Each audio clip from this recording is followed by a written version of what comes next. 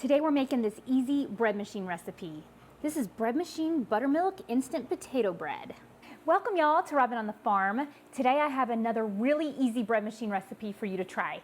This is buttermilk potato bread and it is so good.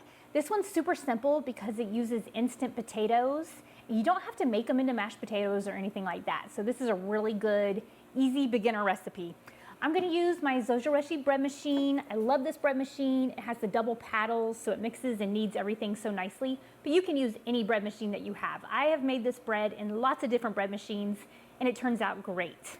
The first ingredient is 3/4 of a cup of warm water. You want your water to be about 100 to 110 degrees for your yeast. You want it warm so it helps activate your yeast, but you don't want it too hot because it can kill your yeast. So 3/4 of a cup of warm water, about 105, 110 degrees. Throw that right into your bread machine loaf pan. Our next ingredient is buttermilk. If you don't have any buttermilk, you can use plain milk. You can use skim milk, whole milk, whatever you want to use, or some kind of milk alternative. Or you can use 3/4 of a cup of milk with 2 teaspoons of white vinegar or lemon juice. That's a great substitute for buttermilk. Or you can get the cultured buttermilk from the milk section at the grocery store. Or what I'm gonna do is, this is what I usually use for buttermilk if I don't have real buttermilk from my cows. This is buttermilk powder. And I'm gonna use this buttermilk powder in place of buttermilk. So I'm gonna use 3/4 of a cup of water. Just gonna pour that in there with the other water. And I'm gonna use 3 tablespoons of this buttermilk powder. So 3 tablespoons, I'm just gonna put it right on in there with the water. It's so great because you don't even have to reconstitute it. You can just add it separate. Water and powder. So I'm just gonna throw that in there. And this is great because it smells just like the good cultured buttermilk from the grocery store. It has a really great taste. And it's great to keep in your food storage. So I like this stuff a lot. And to the buttermilk, I'm gonna add 2 tablespoons of melted butter. I'm gonna throw this right on in there. This is my cool little cast iron Lodge melting pot. I just put this on my stovetop and melt my butter really quick. No messes in the microwave anymore. I love this little melting pot. It's really awesome. And next we want some honey. This is what we're gonna sweeten our bread with. I'm gonna use just this organic honey from the grocery store. You can use whatever kind of honey that you want. But I'm gonna use 2 tablespoons of honey. Just gonna put it right on into the bread machine loaf pan. Now, if you don't want to use honey, then you can also just use 2 tablespoons of sugar. That works great too. It's a little less messy. Sometimes I like just to use sugar, but honey is a little bit better for you. So I'm going to use the honey today. All right, next we want our flour. I'm going to use 3 cups of flour. Now you can use bread flour, all-purpose flour, fresh milled flour if you want. Today I'm just using bread flour. So I want 3 cups of this bread flour. I'm just gonna put it right on in here. Like I said, you can definitely just use all-purpose flour. You will get a little bit better rise from your bread flour, but I would say if you're using fresh milled flour or all-purpose flour, if you're trying to get a little bit better rise out of your bread, you can add 1 tablespoon of vital wheat gluten. If you want, you don't have to, but that is just a suggestion. So 3 cups of flour, any kind that you want. And to our flour, we're gonna add some instant potato flakes. Now, these are called instant potatoes, dried potatoes, potato flakes. I keep a ton of these in my food storage. I mainly store these in number 10 cans, but sometimes I'll put them in these glass jars and I'll seal them and put an oxygen absorber in there. But these are great for your food storage. So this is instant potato flakes, and I'm gonna add 1/2 cup. Now, when you put this into your bread machine, you want to kind of let this go right on top of your flour. You don't want this to go into the water quite yet because these potato flakes will soak up the water and then your bread might be a little bit dry. So just go ahead and put that right on top of your flour. You don't have to be too worried about it, but I just put it right on top of my flour and it works great. Next, I want some salt. I'm gonna add 1.5 teaspoons of salt. Now you can add whatever kind of salt that you want. I really like this sea salt, this Redmond's Fine Ancient Sea Salt. It's a really good salt. I've been using it for about a year. Oh, I just way over poured it. Definitely pour it over something else and not your bread machine loaf pan, or you might get too much salt. So just pour that right on in there, 1.5 teaspoons. Just right on in there. And our very last ingredient is the yeast. Now I'm going to use this active dry yeast. You can also use bread machine yeast, rapid rise, instant yeast. You can use the exact same amount for this recipe. It's going to work just fine. But this is my Red Star active dry yeast. I keep all my yeast in the freezer. I get it out right in time to make bread. You don't have to let it come to room temperature. Just use it and then put it back in your freezer and it will last for years and years that way. So I like buying it in bulk like this, and it's gonna last forever as long as it stays in the freezer in between baking. So I'm gonna use 2 teaspoons of this active dry yeast. I'm gonna put it right on in there on top of all my other ingredients. It's not a big deal if your salt and your yeast touch. That's only a big deal if you're gonna do a delay timer and have your bread machine wait several hours to start mixing. But since I'm gonna go ahead and put this in my bread machine, you can just let the salt and the yeast touch and it doesn't matter at all. So I'm gonna use my bread machine to totally make this loaf of bread. I'm gonna just throw it in here. And I'm gonna choose just a basic white cycle and press start. And this is gonna take a little bit more than 3 hours. No matter what kind of bread machine you have, it'll probably take about 3.5 hours, just depending on your bread machine.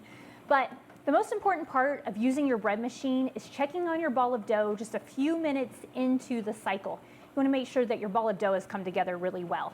If it's too wet or if it's too dry, your bread is not gonna work out at all. It could rise and collapse, or it could just be a really dense mass of bread at the end. So it's really important to check on your ball of dough. I'm gonna let this run about 5 to 10 minutes, and then I'm gonna check on my ball of dough. And then if I need to add some more flour at that point, I can, or if I need to add some more water or milk, I can do that then too. But that's the most important part of making really good bread using your bread machine. So I'll show it to you in just a few minutes, and we can see if we need to add anything. And this bread is gonna be so delicious in just a few hours.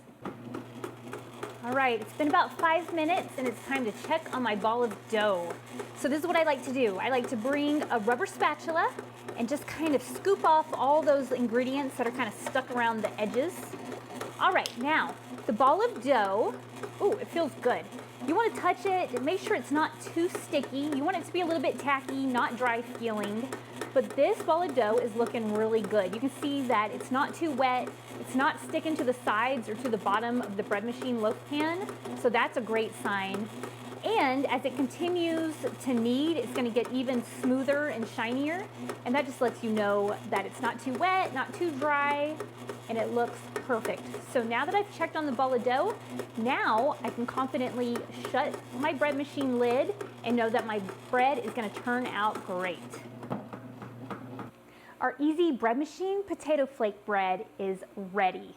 Now, normally I like to get my bread out of the bread machine right after it's done, right when the cycle is complete. I like to get it out, brush it with butter, cover it with a tea towel, and let it cool that way. But today got a little bit away from me. I expected to be home and be able to get it out of the bread machine, but I had to run errands and I was gone several hours past when I thought I would be home. So I'm a little bit embarrassed to show this to you, but this is a good teaching moment. Okay, do you see this crust? It's all wrinkly, it's not smooth, it's not pretty. Now this is caused by leaving your bread in the bread machine to let it cool.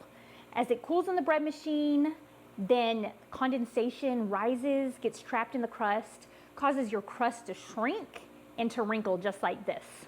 So it's not pretty, but it has no influence on the taste. This is gonna taste fantastic no matter what. But I do definitely like getting it out of the bread machine right when it's done, or 5 or 10 minutes after it's done, and then this doesn't happen.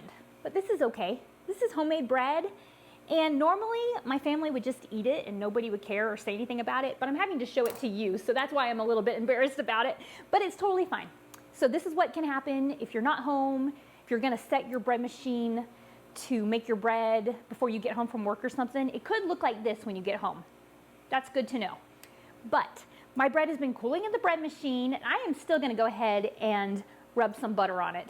This is a cool little cast iron melting pot. I just put about a tablespoon of butter in it and melted it on the stovetop. I am just gonna brush my crust with this melted butter.